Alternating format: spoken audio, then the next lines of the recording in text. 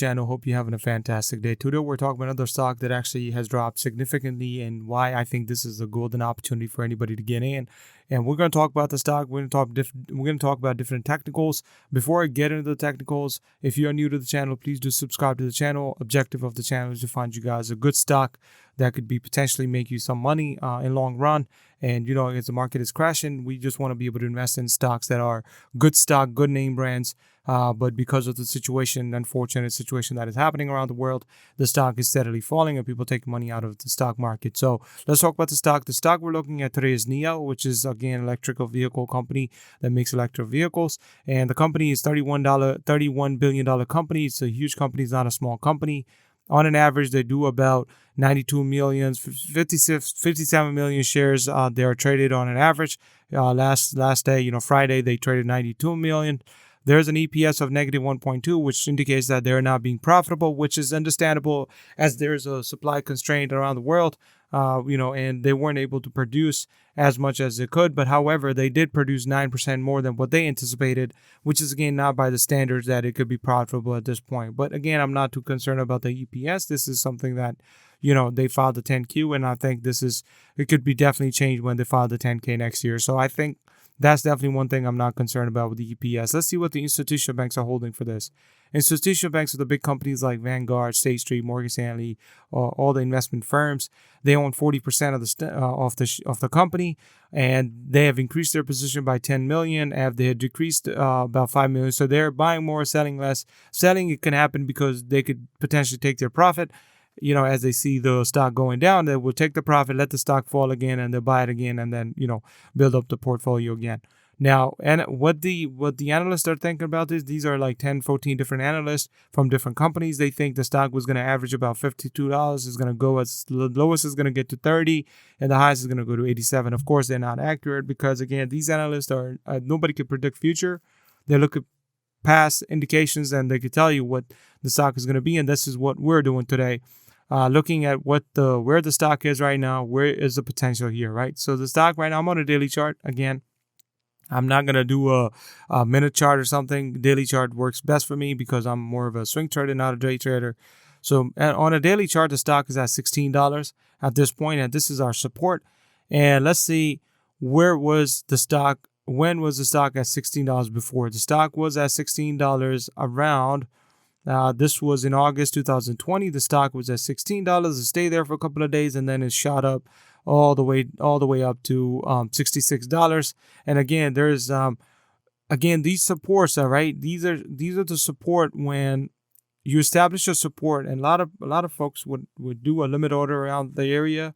So let's say if the stock drops to $16, a lot of limit order kicks in, on different brokers, stock will shoot back up, and then let's say if somebody bought a stock and they want to take their profit and they have a limit order saying that if it gets to $19, let's say they bought it at $18, they want to do a $1 gain, and they have a limit order at $19. When it gets to $19, it sells out, the shares get sold out, and then it starts falling again. So this is what the support and resistance is about. So there's a support at $16. Now, let's say on Monday you come in, the support falls below $16. It go to $15.50.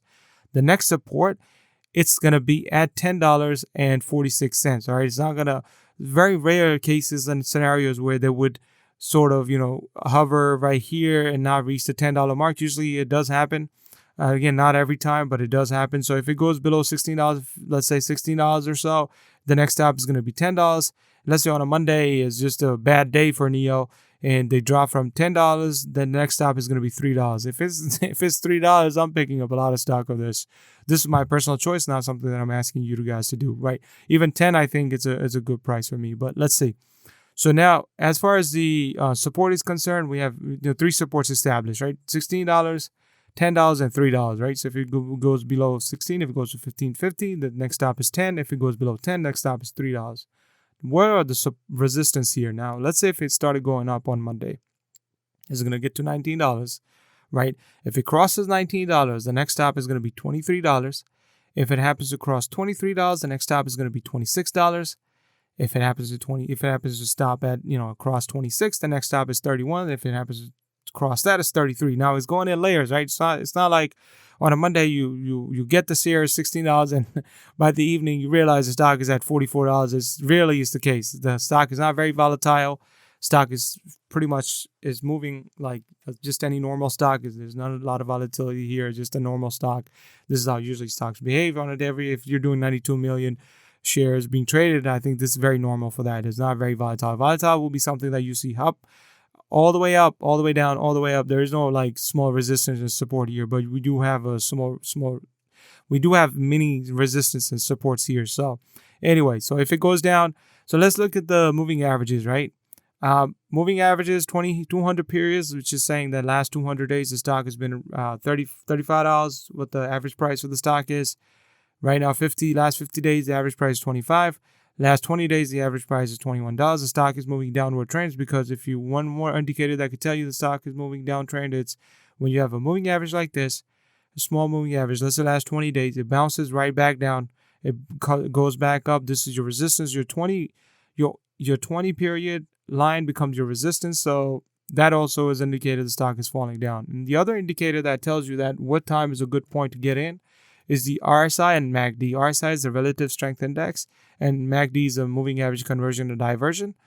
Anything below 34 RSI, which means the stock is being oversold. Anything above 70, the stock is being overbought. Same thing with MACD. If it's below signal line, the stock is falling. If it's below signal line, the stock is rising. The signal line is blue line for me, and MACD is a brown line. So let's look at the RSI, for example. So let's say the stock was at on January 13th, the stock was at $32, and it started a downward trend. And you see what happened to the RSI. The RSI started going down and went down all the way down to 25. And look at the MACD, is way below signal line, right? It started picking up again. MACD went up, RSI went up. It went up to 48%. It never went to 70%.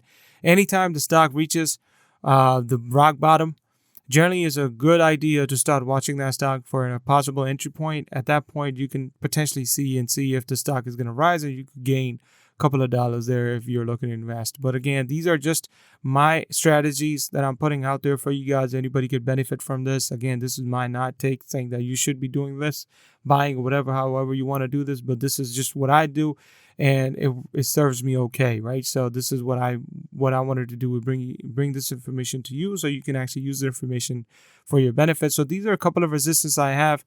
So on Monday, if the stock started falling below 16, you already know it's going to be going to 10. If it falls below 10, it's going to go to 3. If it goes up, however, going up, it's a very slow, steady pace. So, it's first stop is 19, and then there's a 23, then there's a 26 stop, then you have a 32, 33, and then you have a 44. There's a long way to the 44 mark. However, when it drops, it's going to drop free fall. So just keep a note of this. This is my quick video. I think this is definitely a good opportunity to start watching this stock, because the reason the stock is falling, the main reason is because China is supporting Russia, and there's a lot of fear that U.S. might sanction China, and there's Nio has a lot of partnerships as well with BYD. They're establishing a new partnership that's also a Chinese. Nio is also there's a lot of fear that there's going to be sanctions on Chinese company, and which is why it's a lot of fear and people taking the money out and investing in a good opportunities like energy stock and oil stocks and all that stuff. So these are the factors that usually feed into this. This is definitely not an EPS sort of a driven downward. This is more of a market driven downward, which people take money out, putting in the other stock that are booming right now. They are more volatile. But again, this is a very good opportunity. If the analysts are saying the stock is going to get to, even if it gets to, for example, at this point, it gets to $52. Right now, the stock is at $16. Even if that holds true, or even it gets to $44, this is 100% gain. All right, more than 100%, 200% gain right here. So start watching this stock. I'm also watching this stock. So hopefully you'll be able to make some money on this. So hope you like this video. If you did like this video, please do give it a like, subscribe, and I will be making more videos on different stocks.